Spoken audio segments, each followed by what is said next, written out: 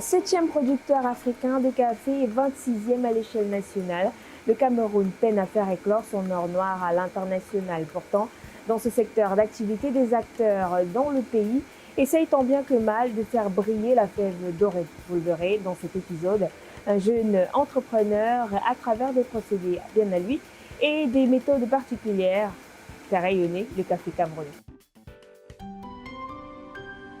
Moi, c'est Thierry Ndjanga, caféologue et promoteur de la marque Terrific Coffee.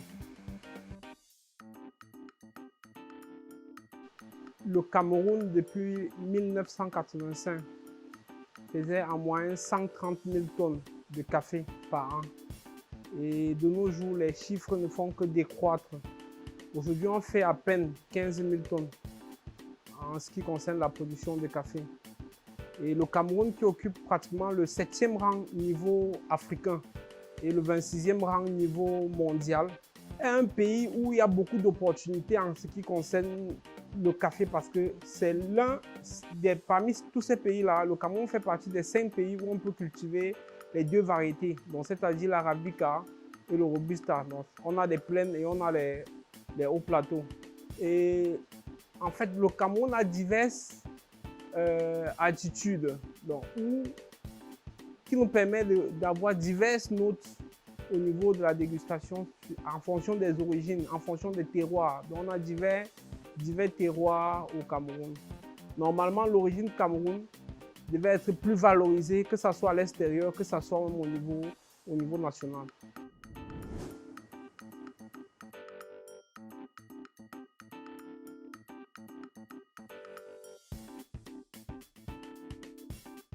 Le Cameroun produit plus de café que le Rwanda. Le Rwanda produit à peine 10 000 tonnes de café.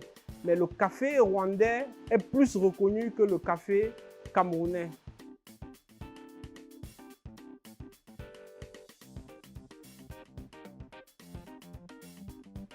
Je pense que l'État rwandais a mis un système qui leur permet de plus valoriser leur café. Je ne dis pas que nous, au Cameroun, mais il faudrait qu'on travaille encore plus. On se donne encore plus d'efforts pour pouvoir mettre en avant l'origine Cameroun.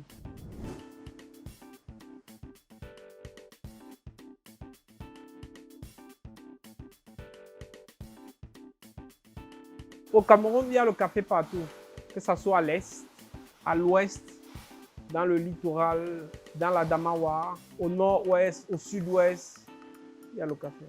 La culture du café, d'abord, c'est l'altitude. Le Robusta est cultivé entre 0 et plus de 2000 mètres d'altitude. L'Arabica commence à partir de 800 mètres d'altitude, donc ça demande un climat qui est un peu plus froid, qui est un peu plus frais.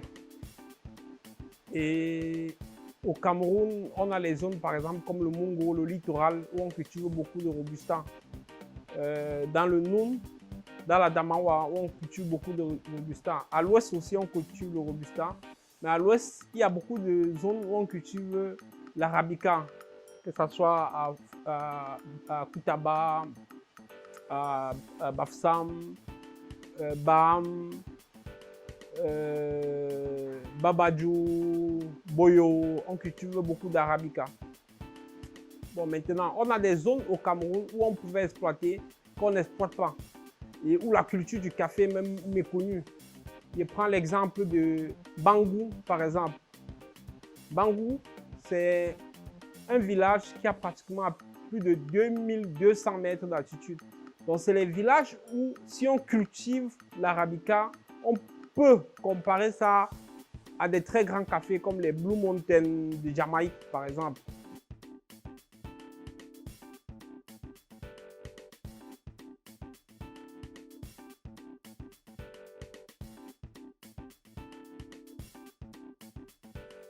C'est vrai que la culture du café aujourd'hui est devenue un peu très difficile, surtout au niveau de la main-d'œuvre.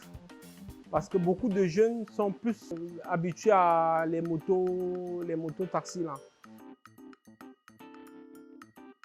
Avant, nos parents travaillaient plus, mieux que ce que les jeunes font aujourd'hui. Parce que l'un des points même qui font en sorte que les volumes du café camerounais sont en train de beaucoup baisser, parce que les producteurs sont fatigués. Si on entre dans les plans, vous allez vous rendre compte que ce sont plus les personnes âgées, à la fleur de l'âge, qui sont encore dans les plantations de café. La majorité des jeunes sont partis vers la ville. Donc, le peu de jeunes qui sont au village, c'est avec nos petites astuces qu'on réussit à les ramener à cultiver encore le café.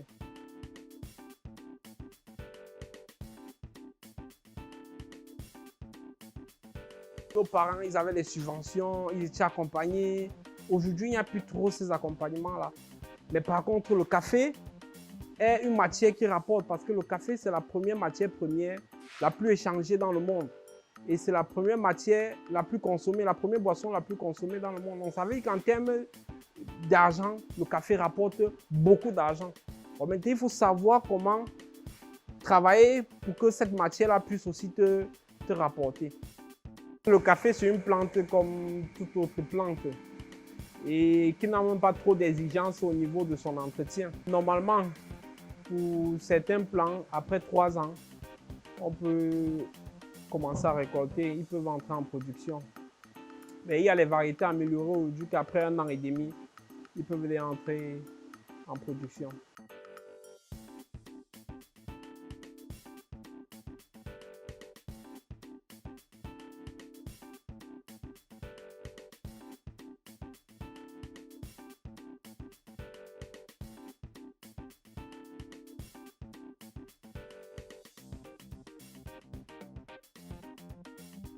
Je suis issu d'une famille de cultivateurs. Mon père est cultivateur de café.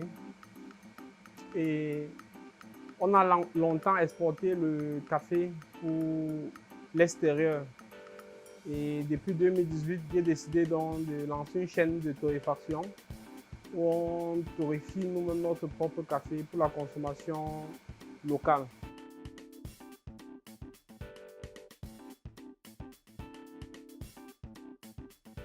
Lorsque nous exportons le café, il est beaucoup plus acheté sous la forme de grains verts, la forme brute, non torréfiée.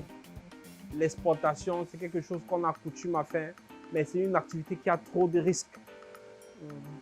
Tu peux gagner 100 millions aujourd'hui, demain tu perds 100 millions. Ce sont plus les Européens qui sont nos clients aujourd'hui, les Japonais qui sont nos clients. Mais notre cible principale, c'est d'abord les Camerounais. C'est pour ça que depuis 4 ans, nous sommes partis sur un système d'éducation, donc amener les Camerounais à comprendre et à connaître les intérêts même du café, la culture de la consommation du café. Quand on communique sur un produit, aujourd'hui avec le digital, pendant que tu communiques sur un produit, tu veux toucher ta cible. Mais curieusement, tu te rends compte que tu es en train de toucher le monde entier. Et ils sont plus sensibles parce qu'ils veulent un meilleur produit. Ils sont plus sensibles à ce qu'on est en train de faire. Quand ils prennent, ils goûtent, ils se rendent compte que ce qu'on est en train de dire, c'est la réalité. Bien même que les Camerounais n'arrivent pas encore à s'approprier, mais eux, ils s'accommodent rapidement.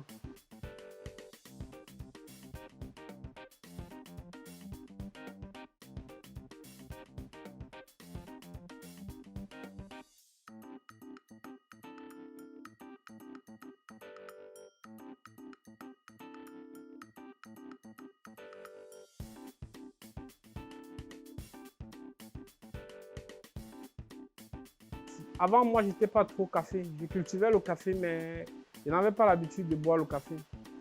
Je pense que ce qu'il faut amener le producteur, celui qui produit, à consommer son produit. S'il connaît l'intérêt, c'est un peu comme un producteur qui cultive de la banane. Quand il va sur le marché avec la banane, c'est lui qui fixe le prix à l'acheteur parce qu'il maîtrise à peu près la valeur de son produit puisqu'il le consomme. Mais nous, nos producteurs attendent toujours le prix chez les autres. Ils ne connaissent pas la valeur de leurs produits parce qu'ils ne consomment pas. Donc, ils cultivent un produit qu'ils ne consomment pas. Donc, chez eux, c'est un produit qui est fait pour les autres. Alors que nous savons tous les bienfaits du café. Nous avons les gens qui viennent découvrir, même des Camerounais qui sont venus découvrir le café. Et quand ils ont goûté, du coup, ils sont restés parce que ils n'avaient jamais goûté le café de cette façon-là. Ils n'avaient jamais goûté un café de spécialité. Parce que quand on parle de café de spécialité, c'est tolérance défaut 0.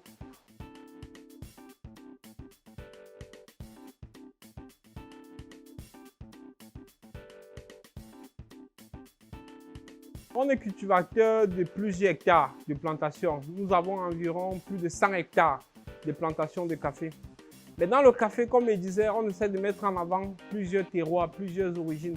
Donc on travaille aussi avec d'autres producteurs de certaines zones comme Boyo, par exemple, comme Kumbo, comme Babadjou, où il y a des terroirs un peu différents de nos terroirs parce que chaque terroir a quelque chose de particulier. Ce qu'on essaie de faire avec ces producteurs-là, c'est leur confier un cahier de charges qui va leur permettre de ressortir un café de qualité. Et après ça, le maître torréfacteur fait son travail pour avoir un meilleur résultat en tasse. En fait, déjà, ce qu'on essaye de faire, c'est de travailler avec des coopératives parce que ce sont déjà des groupements de producteurs. Et ça nous permet d'échanger et leur confier un cahier de charges qui permet à tout le groupe de suivre et d'entrer en production.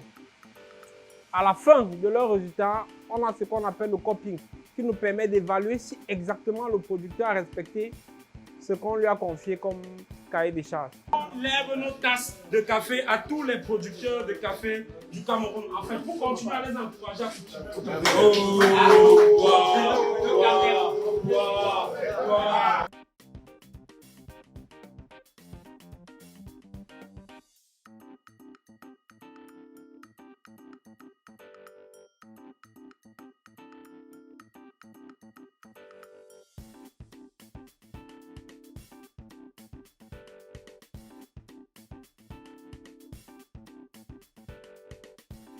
Le processus de transformation, déjà au niveau de la récolte, on a 3 étapes après la récolte. Parce que la récolte se fait par picking. Le picking, ça veut dire qu'on ne récolte que les cerises rouges, les cerises qui ont atteint la maturité.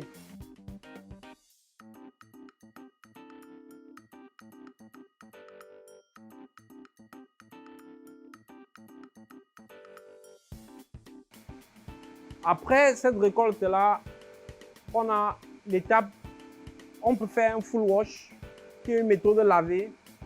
On peut faire un natural process ou on peut faire un honest process. Donc, le honest process, c'est le mélange entre le full wash et le natural process.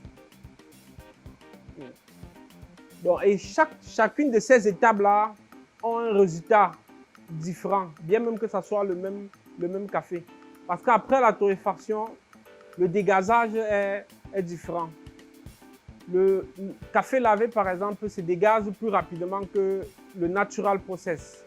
Le honey process, c'est un peu l'équivalent des deux. Le dégazage du café, c'est le dioxyde de carbone qui sort sur les graines de café.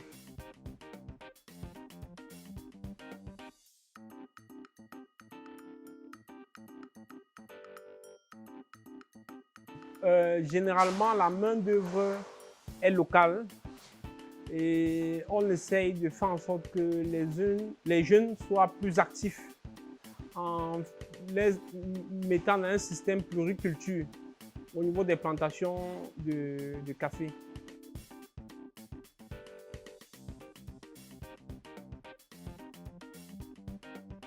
Dans la plantation de café, ils peuvent faire d'autres choses pour les permettre de maintenir le temps de la récolte même de café. Terrific Coffee, aujourd'hui, au niveau de la récolte, c'est pratiquement 57 tonnes par an. Ce qu'on compte faire, c'est de continuer à se déployer comme on essaie de le faire. La première année que nous avons lancé avec Terrific, on avait fait à peine 12 tonnes.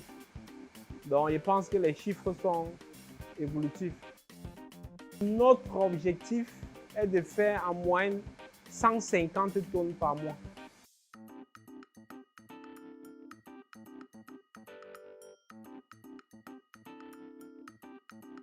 On a déjà fait 4 vagues de formation et dans les 4 vagues de formation, ils sont en moyenne 30, donc c'est pratiquement 120 certifiés. 120 jeunes qui sont confirmés dans l'art de la caféologie. Et sans compter que nous formons aussi les jeunes, nous avons formé beaucoup d'autres jeunes qui travaillent même dans des hôtels pour être baristas, des sommeliers du café et autres, quoi.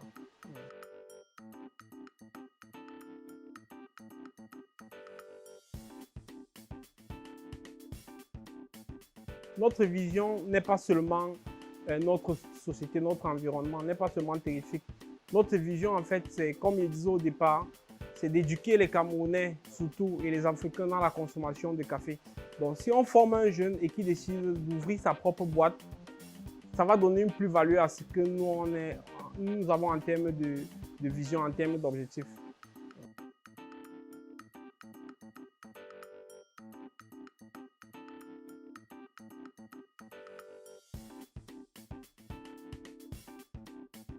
En fait, ce que je peux dire à un jeune ou à n'importe qui va entreprendre dans le café, c'est que le café, pour moi, c'est l'une des matières les plus importantes dans le monde. Et le café, il y a beaucoup à prendre dans le café. Le café, c'est comme un voyage.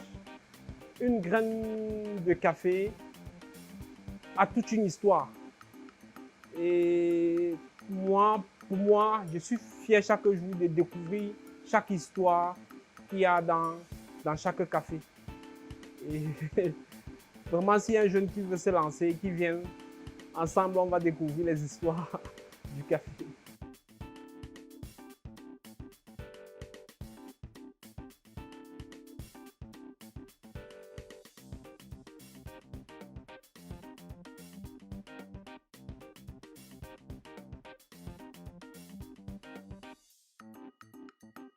Déjà, il confirme le fait que la terre ne trompe pas.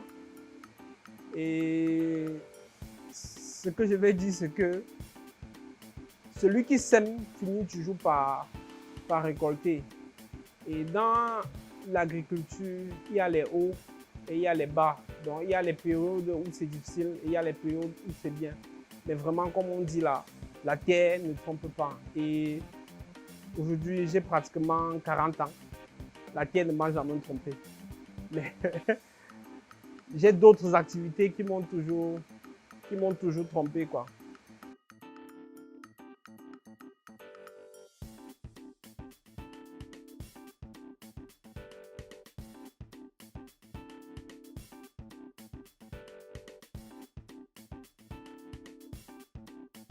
Par contre, au niveau des plantations, c'est que tu sors de la terre, tu es sûr que, quel que soit lambda, tu dois avoir le pain en fonction de ça, quoi.